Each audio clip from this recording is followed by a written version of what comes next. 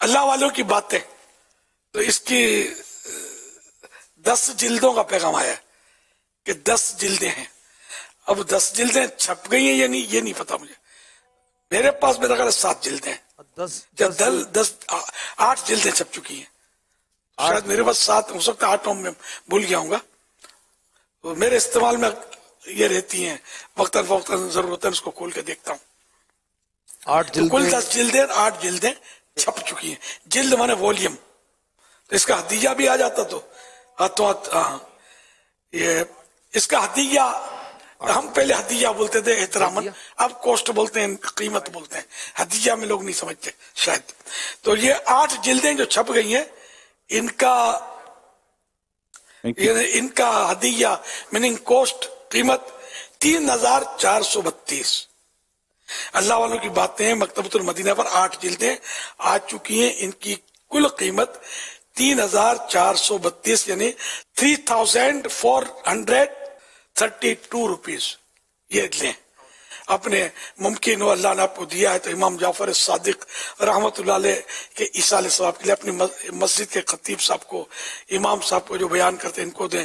یا آپ کی نظر میں کوئی مبلغ ہے دعوت اسلامی کا اور آپ کو یہ لگے کہ ہے بیچارہ مالی اعتبار سے کمزور، اور اس کو معلوم بھی کر لیں اس کے بعد ہے کہ نہیں ہے، تو نہیں ہوں گی بیچارے کے بعد تو پتہ نہیں رکھنے کی جگہ بھی ہوگی کہ نہیں. تو ایسے کسی غریب مبلغ کو آپ امام جعفر صادق رحمت اللہ علیہ کے ایصال ثواب کے لیے عطا فرما دیں. انشاءاللہ صدقہ جاریہ ہو جائے گا جب تک یہ استعمال ہوتی رہے گی. انشاءاللہ بیڑا پار ہو جائے گا. اسی طرح اگر کوئی غریب نہیں ہے، غیر غریب ہے، مالدار، اس کو بھی دینے میں ثواب ہے. تو ایصال ثواب کے لیے لنگر تو کریں، بے شک نیاز بھی کریں، سب کریں، اس طرح کے کام بھی کر دیا کریں ماں باپ کے ایصال ثواب کے لیے. اور اس طرح ایک مجھے یاد آیا، بولوں کہ نہیں بولوں، میں بس مالی طور پر کوئی اتنا مضبوط تو رہا نہیں ہوں، اپنی بہت پرانی بات کر رہا ہوں. لیکن میں جب سے آئی داڑھی رکھی، امامتیں کی وغیرہ، تو ایک میں نماز کے لیے ایک صاحب آتے تھے، تو پتہ نہیں وہ مجھ سے محبت کرتے تھے. تو مجھے بیچارے بولتے تھے کہ آئیں کے جو بھی کتاب کپے، میمن بھائی تھے، آئیں کے جو بھی کتاب کپے، نہ آپ کو جو بھی کتاب چاہیے آپ لے لیا کریں، میں پیسے دوں گا میرے ماں باپ کے ایصال ثواب کی نیت سے. تو اس لیے مجھے ان صاحب نے، اللہ غنی کی رحمت فرمائے، آپ بیچارے کو میں نے برسوں سے دیکھا بھی نہیں ہے اور مجھے شریف لگتے تھے.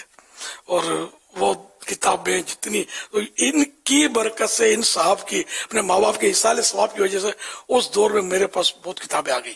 میں جس کتاب کا بولوں نا، مہنگی سستی، کوئی ان کو پرابلم نہیں ہوتا تھا. شاید کھاتے پیتے ہوں گے، کوئی مسجد میں ڈیپ تو گیا نہیں نہ، مطلب انہوں نے مجھے کوئی پیسہ کبھی دیا. میں کتابیں میرے کبھی کبھی پوچھا ضرور انہوں نے مجھے یوں کہ ماں باپ جو ایصال ثواب جاری ہے نا، میری ماں باپ کو ایصال ثواب جاری ہے نا، اکا دکا یہ پوچھا انہوں نے. الحمدللہ. تو آپ دیکھو ان کے لیے میری کتنی قدر ہے، ان کے لیے دعائیں نکلتی. اللہ جو غریب کا رحمت فرمائے. اس وقت اب تو وہ صورتحال نہیں رہی. اس وقت جب میں مطلب کتاب جمع کرنے کا شوق تھا میرے کو، لیکن خریدوں کا سے اتنی ساری کتابیں، تنخواہیں کیا ہوتی تھی. میں نور مسجد میں آخر تک جب 10 سال امامت کی، آخر تک جب نور مسجد چھوڑی، دعوت اسلامی جب دھوم مچی، مصروفیت ہو گئی، وہ مسئلہ کھڑا ہو گیا کہ اب میں دعوت اسلامی سنبھالوں یا مسجد سنبھالوں. ذرا اس وقت تو مجھے تو جانا ہی پڑتا تھا نا. میں گھر بیٹھے، اب گھر بیٹھے موج کر رہا ہوں کہ میری لاکھوں اولاد ہو گئی جو میری دکان چلا رہی ہے دعوت اسلامی. اس وقت تو ایسی صورتحال نہیں تھی، مجھے جانا پڑتا تھا. ایک دن میں کئی بیان، بعض اوقات میں 3 بیان کرنے پڑتے تھے بعض اوقات. تو خیر، تو پھر میں نے امامت چھوڑی. تو اس وقت آپ کو پتا ہے میری تنخواہ کیا تھی؟ 700 روپے. اونلی 700. یار اور بھی کچھ نہ کچھ ہاتھ پیر مارتا تھا، میں کام کاج کرتا تھا، لیکن میں گھر کا پورا سرپرست میں ہی تھا، کفیل میں ہی تھا. تو الحمدللہ اللہ مسبب الاسباب ہے. تو وہ کسی اللہ کے نیک بندے کی ادا کو آپ بھی ادا کریں. کوئی امام صاحب یا کوئی صاحب غریب غربا مبلغ سمجھ میں آئے اور آپ کو اللہ نے پیسہ دے، اس کو تھوڑا آسرا دے دیں. یار مجھے نہیں چاہیے، ہاں میرے پاس اتنی کتابیں کہ بس میں پڑھ نہیں سکتا، اتنی کتابیں، نام بھی یاد نہیں رہتے. الحمدللہ مجھے نہیں چاہیے، مگر آپ کوئی مبلغ اپنے علاقے میں ایسا چھاپ لیں. کہ آپ کو لگے کہ شوقین ہے علم دین کا، یا کوئی طالب علم دین ہے جامعۃ المدینہ کا مثلا، تو ایسا کوئی چھاپ لے، یا کوئی مدرس ہے یا کوئی عالم دین ہے، ان کو کتابوں کی حاجت رہتی ہے، تو آپ ان سے کر لیں ترکیب. کسی کو کہنا نہیں ہے، اس شخص نے کسی کو بھی نہیں کہا کبھی بھی. میں نے برسوں میرے ان سے الیکس الیکرام، نام بھی یاد نہیں ہے مجھے، کبھی آمنا سامنا ہو جاتا تھا، تو کسی کو بولنا نہیں ہے. آپ چپکے سے اس کو یہ آسراتے تھے کہ جو بھی کتاب چاہیے مجھے خدمت کا موقع دیں، میرے ماں باپ کے سال ثواب کے لیے، یا غوث پاک کے جزا آج ہے تو امام جعفر صادق کے سال ثواب کے لیے، بارگاہ رسالت میں ثواب نظر کرنے کے لیے. کوئی نیتیں کرنے اچھی اچھی، اور علم دین کی خدمت کریں، بیڑا پار ہو جائے گا انشاءاللہ. خود بھی پڑھیں، دوسروں کو بھی دیں، کتابیں دیں، رسائل دیں. تقسیم رسائل اپنا باقاعدہ شعبہ بنا ہوا ہے دعوت اسلامی کا، تو اس کے ذریعے بھی ترکیب ہو سکتی ہے. ان کو بھی سونپ سکتے ہیں آپ، یا کوئی ایسا ہو تو ترکیب بنا لو، ان میں کوئی رقم دے دیں، یا اپنے ہاتھ سے دیں. آپ کو دل میں یہ زیادہ اطمینان ہے بے شک اپنے ہاتھ سے دیں. میں تو بس وہ دین کا کام عام ہو، نیکیوں میں اضافہ ہو، گناہوں کا سلسلہ ختم ہو. کریں یار، کریں، موقع اچھا ہے. آپ کے بعد آپ کے لاکھوں کروڑوں اربوں روپے نہیں کام نہیں آئیں گے.